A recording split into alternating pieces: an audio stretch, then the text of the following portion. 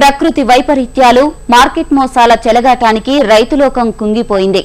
గత ఏడాదంతా చేతికొచ్చే దశలోనే ఆహార, వాణిజ్య పంటలు, కూరగాయలు, పండ్ల తోటలు తుడిచిపెట్టుకుపోయాయి.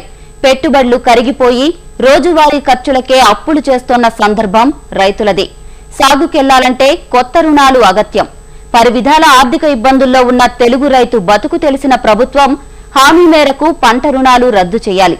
బ్యాంకులు సూచనలు సహా రైతు రుణాల మాఫీపై స్పష్టతనివ్వాలని రైతులోకం విజ్ఞప్తి చేస్తోంది. జాతిని పోషించే తెలుగు రైతన్న అన్నమో రామచంద్ర అని వేడుకునే వైపరీత్యం, ఏడాదిగా వెన్నువిరిచిన ప్రకృతి, ధరాఘాతం, మార్కెట్ కోతలతో పెట్టుబడులను హరించేశాయి. అప్పుల భారం గుండెలపై కుంపటిగా మారింది. సర్వం కోల్పోయిన రైతు వర్గం పొలానికి దూరమయ్యే క్రమంలో చంద్రబాబు ప్రకటించిన రుణమాఫీ తులసి తీర్థమైంది. ప్రస్తుతం తెలుగుదేశం సర్కారు విధి విధానాల పేరుతో జాప్యం చేయడంతో బాధితులు సందిగ్ధంలో పడ్డారు.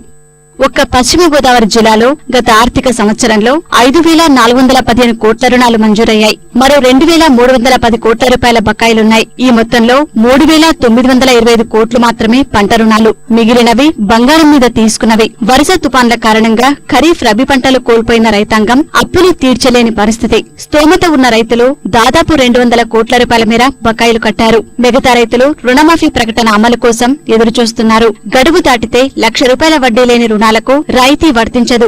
ఇప్పటికే లక్షలాది రైతుల గడువు తీరిపోయి వడ్డీ భారం మీద పడింది. ఈ తరుణంలో బ్యాంకర్ల ఒత్తిడి, సీజన్ సమీపించడం వల్ల రుణమాఫీపై ఇంకా స్పష్టత రాకపోవడంతో ఏం చెయ్యాలో దిక్కుతోచడం లేదని రైతులు మదనపడుతున్నారు.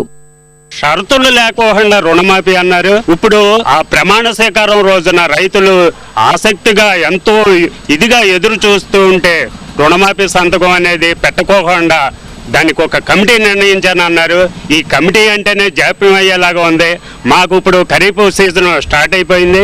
విత్తనాలు అయ్యి తెచ్చుకోవాల్సిన సమయం వచ్చింది కనుక మాకు రుణాలు కావాలి. ఈ పాత రుణాలు బకాయిలు చంద్రబాబు గారు రద్దన్నారు. ఇప్పుడు అవి కడితేనే కానీ మాకు ఇవ్వమని అంటున్నారు. ఈ షరతులు లేకుండా రుణమాఫీ తక్షణమే అమలు చేసి మాకు కొత్త రుణాలు ఇవ్వాలని కోరుతున్నాం. ఇప్పుడు మన ప్రభుత్వం వస్తే హామీ ఇచ్చారండి, ఇలా తీసేస్తాను, క్రాప్ లోన్ కొట్టేస్తాను హామీ ఇచ్చారండి. దాని మీద మేము ఎదురు వస్తున్నామండి. ఇప్పుడు వరకు మాకు ఇంకేమి అవ్వలేదండి. ఇప్పుడేమో క్రాప్ మొదలెడుతున్నామండి, సీజన్ వచ్చిందండి. బ్యాంక్ వాళ్ళు వెళ్తే ఇంకా మాకేం ఆర్డర్లు రాలేదని చెబుతున్నారండి. దీని మీద క్రాప్ వేయాలో లేదో కూడా మాకు అర్థమవుతలేదు.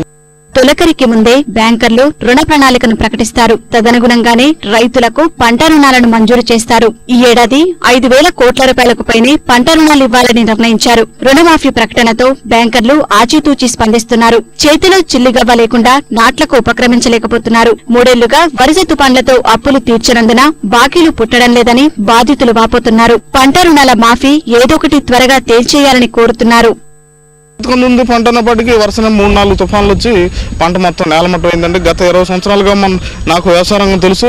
ఏనాడు కూడా ఇటువంటి విపత్కర పరిస్థితులు ఏనాడు లేవు. వరుసనే మొత్తం చేలన్నీ పడిపోయి నీట మునిగిపోయి మొత్తం ధాన్యం అంతా మొక్కలు వచ్చేసినాయి. ఆ విపత్కర పరిస్థితుల్లో మేము అధికారుల చుట్టూ తిరిగాము. ఇదిగో వస్తున్నాం అన్నారు, అదిగో వస్తున్నాం అన్నారు. ఎటువంటి పరిహారం అందలేదు. రాజకీయ నాయకుల దగ్గరికి వెళ్ళి వేడుకునగా ఒకసారి చంద్రబాబు నాయుడు గారు కూడా వచ్చారు. ఇంకా మేము అధికారులు రాగానే మేము రుణాలు మాఫీ చేస్తామన్నారు. చంద్రబాబు నాయుడు గారు మీకోసం ఇచ్చిన హామీ ప్రకారం మాకు రుణాలు మాఫీ చేస్తారని ఎంతో ఆశతో ఉండే. కానీ ఎలక్షన్ వచ్చింది, ఎన్నికలు అయినాయి, కానీ అధికారులు గద్దెక్కారు. కానీ ఇంతవరకు సరైన నిర్ణయం రైతులకి పకడ్బందీగా మేము రుణమాఫీ చేస్తామని తొలిపైల మీద సంతకం పెడుతున్నారు.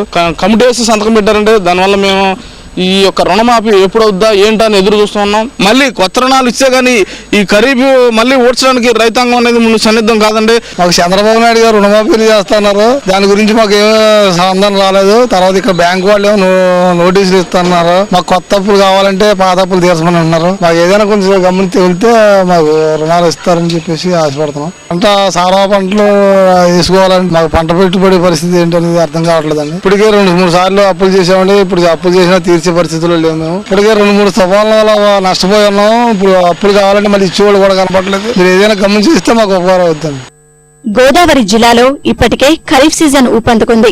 వేలాది రైతులు నారుమళ్లు సిద్ధం చేసుకున్నారు. స్తోమత ఉన్న రైతులు నాట్లు సైతం పోసుకున్నారు. మెట్ట ప్రాంతంలో అక్కడక్కడ నాట్లు మొదలైన ఎరువులు, పురుగుమందులకు పెట్టుబడులే బ్యాంకులు కొత్త రుణాలివ్వమంటూ పేచిపెట్టడంతో రైతులోకం కుమిలిపోతోంది. ఫలితంగా తెలుగుదేశం ప్రభుత్వం రాష్ట్ర రైతులందరికీ న్యాయం జరిగేలా త్వరగా రుణమాఫీపై స్పష్టతనివ్వాలని ఆశిద్దాం.